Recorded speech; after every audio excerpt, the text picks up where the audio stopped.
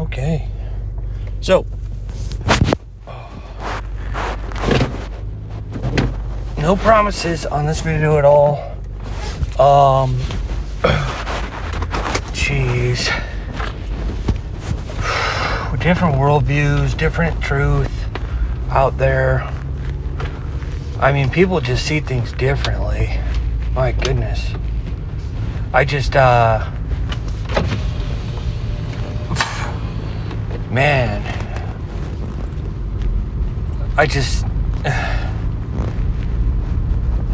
I'm over here thinking about some big things, deep thoughts, real doctrine, real take over the world stuff. The last 45 days, 45 days. And yeah, I went to the past, a few hours, thought about Paige and stuff like that. But it was just a wake-up call for me. My dad just called me,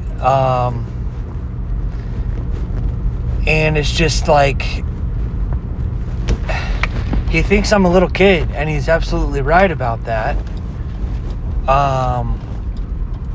In a lot of ways, I am a little kid. I'm about to go to Taco Bell right now and use food stamps. I'm just so close to God. Thank God that God thinks it's a work, that prayer's a work. So God thinks I work just as hard as anyone watching this or listening to this, or anyone out there that's working 80 hours a week. Well, 80 is a lot, but 40 to 60. I've done all that. I've gone 8, 9, 10 hours a day without thinking about Jesus. And just because I'm just slaving away at, 80% of America is getting underpaid. If you weren't getting underpaid, you wouldn't have a job. That's how capitalist economics works. The guy who writes the paychecks, he makes all the money. You do all the work. He takes all the risk. So you have a zero risk labor, and you're getting paid 7 to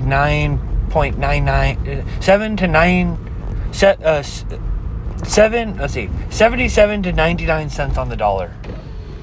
Very rarely are people getting overpaid. Yes, there are some people like professional athletes who get, overpaid.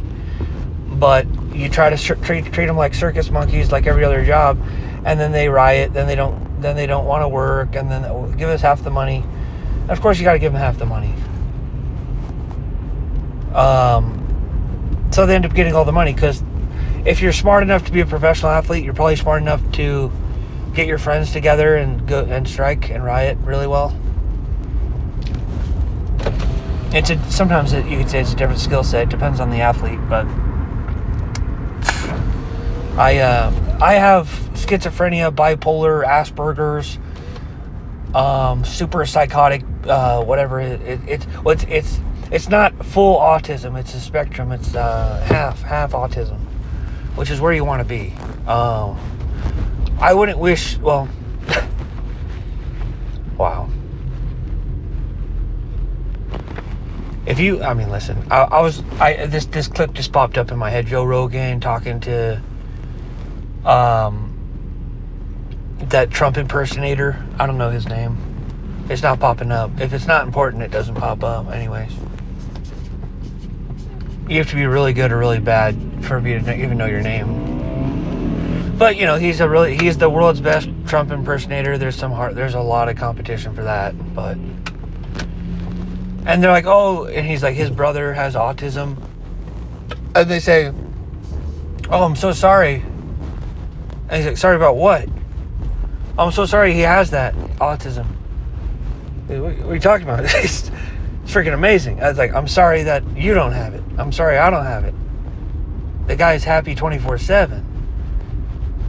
He's not just a grain of salt of the earth. He's an entire bottle of salt. He's a max top as happy as you could be. By the way, that's how I feel with the LDS Holy Ghost. It's kind of like having autism. Matthew 18, 1-5. Be ye like these little children. Unless you're converted and made like the little children, you'll never See, these cars right here are big cars. You can fit a human in there, but I just saw them as little toy cars. I feel like a little children. Me. That's how I feel. And when I see this world as a bunch of adults who are extremely fleshly, extremely adult, and they should all be little children, but they're not. Because they don't have a real gospel. They don't have a saving gospel. They don't have the fullness of the gospel. They're not LDS. And I don't expect anyone who's as arrogant as I used to be LDS ever. I went on a 14 whatever it was, 14 years thinking about Mormonism, 5 to 12 hours a day. And I didn't want to deny Christianity. It was loyalty versus quality. And also, there's a faith element. There's is this guy the devil? Is that guy the devil? And this guy's sure. And I have my interpretation. And I remember talking to these guys, and they said, well, you get to choose if it's true or not. And I was like, what are you talking about? And well, that's how I thought all the religions were. You pick one, and then you choose to believe it, and then it becomes true because now you believe it. I was like, no, I want to know the one that's true. And he's like, well, that's not how faith works. But it is whatever. It's just I was dating the God of Christianity while being married to the Church of Mormonism. That's what was happening for 15 years. And whenever I tried to leave the church, I got wrecked. I tried to go to a different church. They're preaching on Jonah. It's just, you cannot make this stuff up.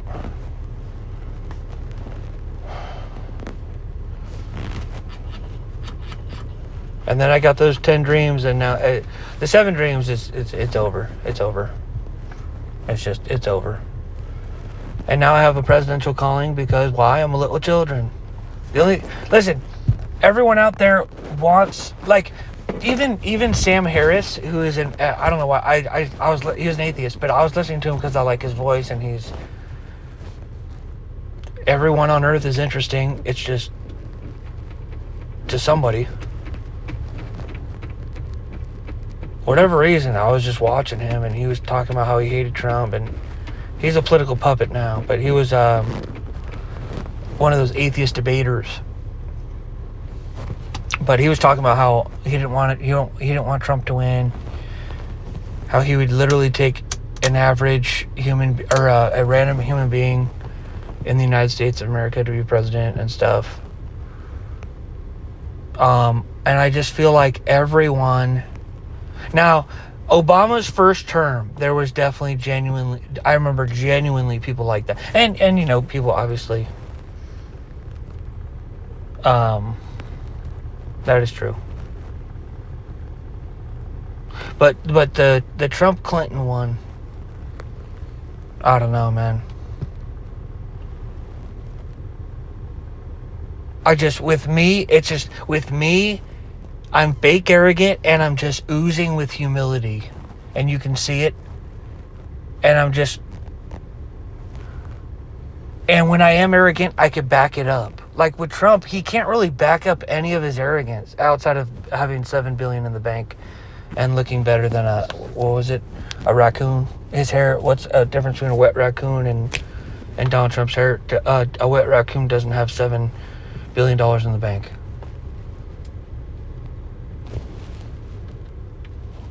So he's rich, I guess, is the idea there. Okay.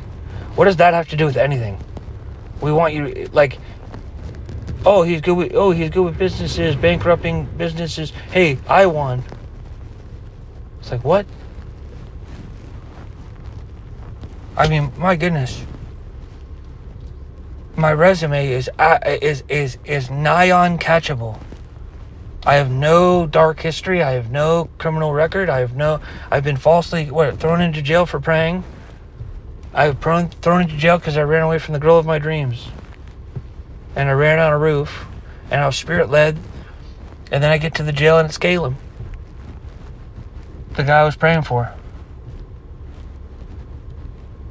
And all I had to say was, hey, your parents are looking for you. But I was just so shocked that God brought him to me. I was yelling at the top of my lungs. I thought he was me. He was battling souls. I go through all this crazy schizophrenia, and I go through all this paranoia. And I thought the Masons were going to kill me, and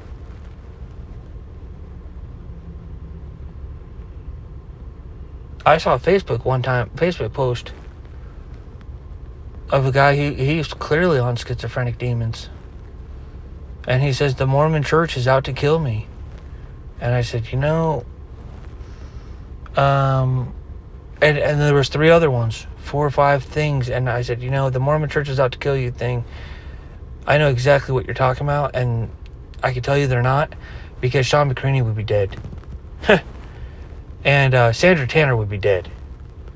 If any of those paranoia, and that just tell your demons, think of something else. Because it's like, you guys are actually stupid. Aaron Shafawalif would be dead. Who else? All those anti-Mormon creeps. The ones that get all those views. But ironic, like God loves Mormons. Those guys would be dead.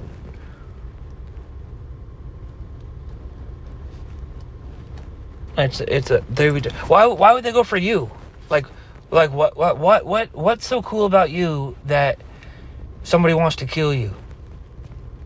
And sometimes I have to think about that too.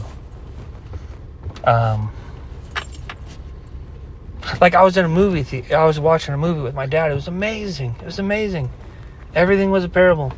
I mean, I went to my cousin Julia. I was watching this Jim Carrey movie, and I said, the Mormon church made this movie for me, and this is figurative, and he's talking about how he's going to LDS, and then he left, and then the whole movie was about that. And then Julia looks over and she's like, what did you think of the movie? And then I said, oh, it's talking about the LDS church and how I was a member of that. And she's like, yeah, I knew you tied to LDS. And I was like, it was weird. It was funny. I was like, just was watch the movie Make Me Like Mike, and I was thinking Make Me Like Christ. He's like, yeah, but that's not what the movie was about. Well, then why does it rhyme? And then So I was at certain. No, it's a joke. But I was in the movie theater, and I'm thinking for sure, right? The Mormon church made this movie for me, and all of this is figurative. And the Mormon church LDS church is behind this and all this. And I just remember just some of the scenes and just, this means this for sure, and it's talking about you. And it was a weird movie too. And then all of a sudden they start swearing and say the F word, F-U-C-K, and all that. And now I look over to the paranoia and I said, my left brain was like, listen, my right brain is a musician, Guitar Hero, Tetris. I got a big right brain, but when you go into schizophrenia, it gets all purple. And there's actually a scan. If you look up schizophrenia, a normal brain scan versus someone on schizophrenia, the whole thing is purple. So my right brain, my whole brain is purple, but I still have some rationality in there as well. It's just like unmanageably purple and stuff. And I said, you know what? If they made this movie for me, they wouldn't be a swear word. And the entire purple that was freaking out was like, that actually makes sense. I don't think, you're right. I actually don't think it's the Mormons who made it anymore. They couldn't say anything to that. They're like, oh, damn. Huh. But regardless, the movie was it was, now it's like, okay, now it must be God talking to me then. And then that actually makes sense. Perfect. That makes perfect sense on the left brain too. It's like, okay, yeah, God's talking through me. But this whole idea, like the church, LDS church, like spend a bunch of resources to like make this movie, and like everything revolves around me, and the LDS church they want to talk to me slyly and stuff. But also, it's such an innocent thing to be paranoid about, too. I get like, oh no, they are. Oh no, like, wow, the church made this for you. Like, who cares? Like, if that was true, great. I don't know. So what? But the Masons killing me thing is like, okay, I'm gonna get killed. But I didn't know it to. Anyways, I was just, my gosh. I remember thinking Paige was gonna come down from Utah. This was back in March. Paige drives down from Utah, and she goes to my local ward in the hopes to see me. And I was so scared of her being there. And I just had this thought, all right, Paige is going to be at church. And I was like, oh my gosh. I was just like so nervous and scared. And I was like, and then I just said, oh, I know what I'll do. I'll go to the Hillcrest ward. Because she's going to think I'm going to be at Mocho. And I was just so scared of her because she's so beautiful and like pretty and hot and all that. And I just can't do that right now. So I went to the Hillcrest and I walk in and I said, haha, I tricked. I was like, I'm doing something that nobody expected. Because everyone's expecting me to go to Mocho. And I thought there was this grand conspiracy, which is really freaking funny. And then, now that I'm thinking about it now, I mean, in the moment, it was like, you know, in the moment, it's like, everything makes sense. That's the thing. The paranoia always makes sense. And it's like, and it's not just like, have you considered thinking about maybe perhaps adapting the belief that these thoughts are maybe perhaps true? It's more like these beliefs are true, as crazy as they are. Now, what are you going to do about it? That's what paranoia really is. It's like the Masons. Like I just remember being in my house and I was like, okay, the Masons are going to kill you, right? And then I said, so what do I do? And I said, and then I remember I had $700 or $800 of cash in my wallet. I said, well, if they're going to kill me, they're going to take this cash too. And I don't want them to take this cash. Like the cash was like super important to me that they didn't get the cash. So I ran and I said, I'll just hide it in the garage and then someone in the future will get it. So I just remember just taking this box and just shoving $800 in there. And thinking I just have a few hours left to live. Like they're going to come into the house and kill me. And then I started blasting off whatever on Facebook in the hopes of possibly not getting killed. Whatever I think needs to be said to not get killed. But in a way that's what I think is smart at the time or whatever. And I said some things, okay. And I'm thinking this is going to help, right? And then I get these ideas, post this, okay? And I was like, if this is going to help me, and this is going to keep me alive. And then it was just, the thing is, though, is God is really creative and he doesn't want to use you. Well, put it like this. There's different levels. Well, I don't even want to say it like that.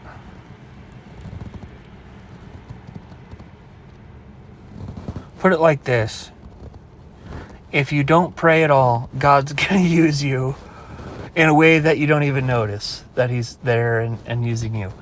But if you pray and you sign up, Lord, use me for anything at any time, now God can be really creative with you. And as you're getting ripped to and fro, you don't know what you're doing. And God says, you gave me full permission for all of this 3 months ago. And I looked at the motive bar, and on a scale of 1 to 1 million, it was like 1 million. So So God's thinking, this is my human, this is my friend, this is my puppy, but also he's a puppet. It's kind of like, and this is a very crude analogy. It's funny because there's some videos that are clean, there's some videos that are dirty. There are some videos that are clean that become dirty, and then they're dirty all the way till the end. This video is clean. So when it's clean, I'm really sensitive to my listeners' ears. If it's a dirty one, I just assume I'm talking to a completely different audience. And that's how I'm able to basically,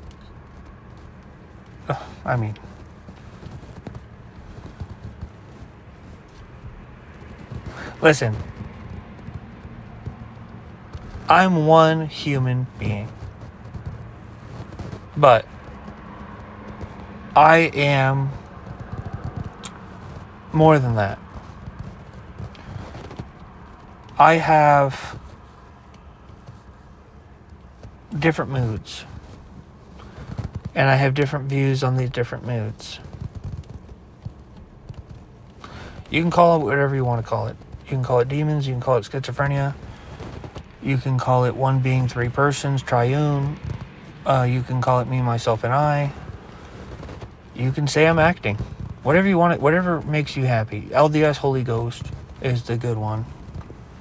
But I have a lot of, put it like this, I used to pray to the God of Christianity, now I pray to the God of Mormonism. I used to pray to the God of Christianity while being Mormon. And I thought I could combine the best parts of Christianity with the best parts of Mormonism, and we could, and our church is so dynamic that I could somehow stack Jesus on top or something.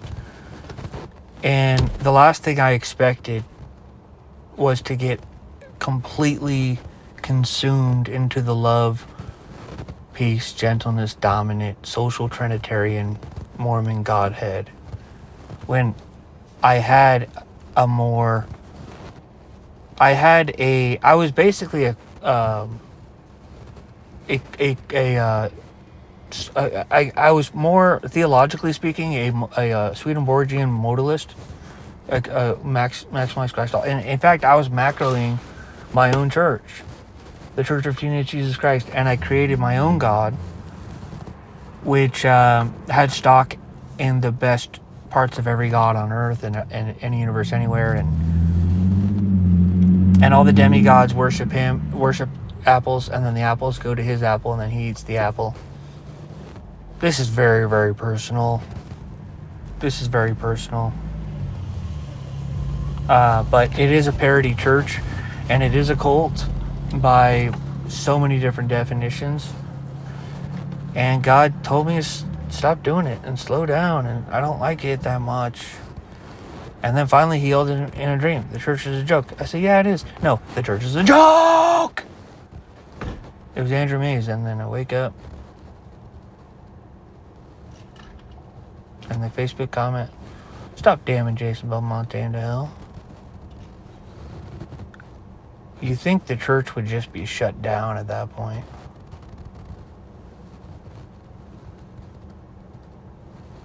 I flipped a coin. Wicked.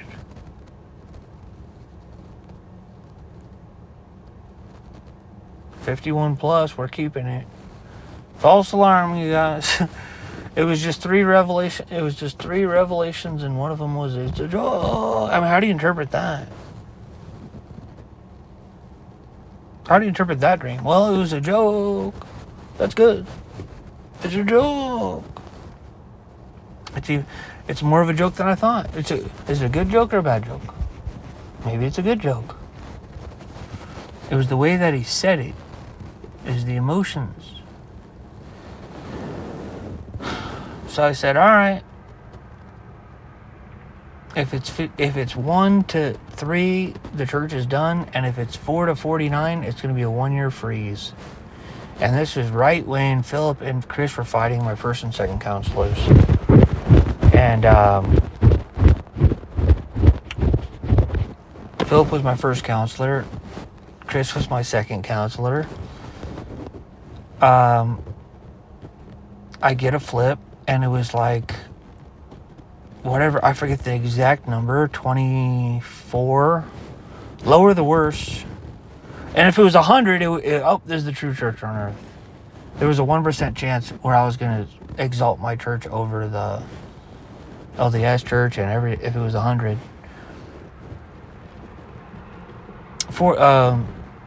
5 to 49 is a slap in the face, and then 1 to 4 would have been crazy. That would have been like, I would have felt so wicked and idolatrous. I would have felt so idolatrous and wicked, and I would have shut down the church.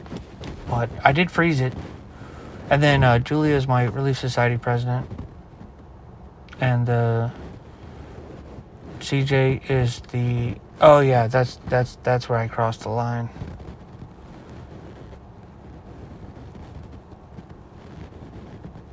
I was at Dublin Bowl, and I was trying to evangelize Jesus, and then I just wanted to add him into my church, and it was like, well, a guy I didn't know, and so God was just like, well, and it was a really bad witness, and it was like, never do that again. Sorry.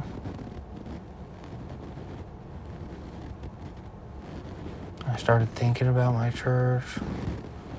It was crazy. It was a nice little freeze. And the church doctrine was terrible too. Love and have fun was the church doctrine. That was the only two rules. Fun, because teenage Jesus Christ, Luke 2:41-52, he seemed like a really happy guy in scripture, and a really fun guy, and probably more jokes. I don't know, we don't know.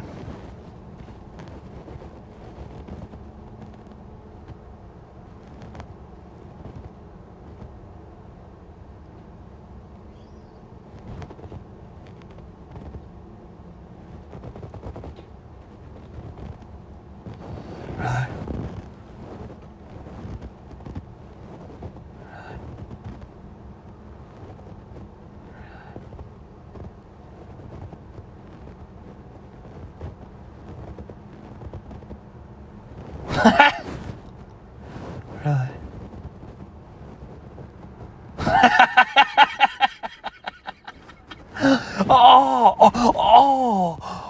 Sorry. Oh, sorry. Yeah, so one of my Facebook posts from a long time ago popped up in my head, and I don't want to say it, but it's funny. It just popped up. I'm gonna go talk about it right now.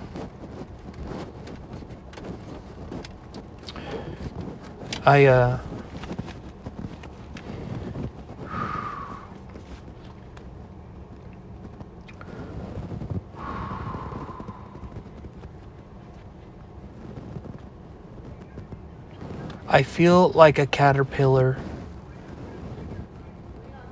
in a cocoon. No, I feel like a butterfly in a cocoon, and I'm about to fly in 25 years. But the caterpillar, it's like I've already shedded it out. I'm in a cocoon. I feel like I'm in a cocoon. But on the inside, but the caterpillar is gone. But I'm not a butterfly yet. But I will butterfly in 2056 for sure. You're going to see me butterfly behind the political pulpits. And all the way up. And it's not about being president, it's about being presidential candidate. It's not about being presidential candidate, it's about running for president. It's not about running for president, it's about praying and repenting of sins. KNOT. Say these things in the name of Jesus Christ, amen.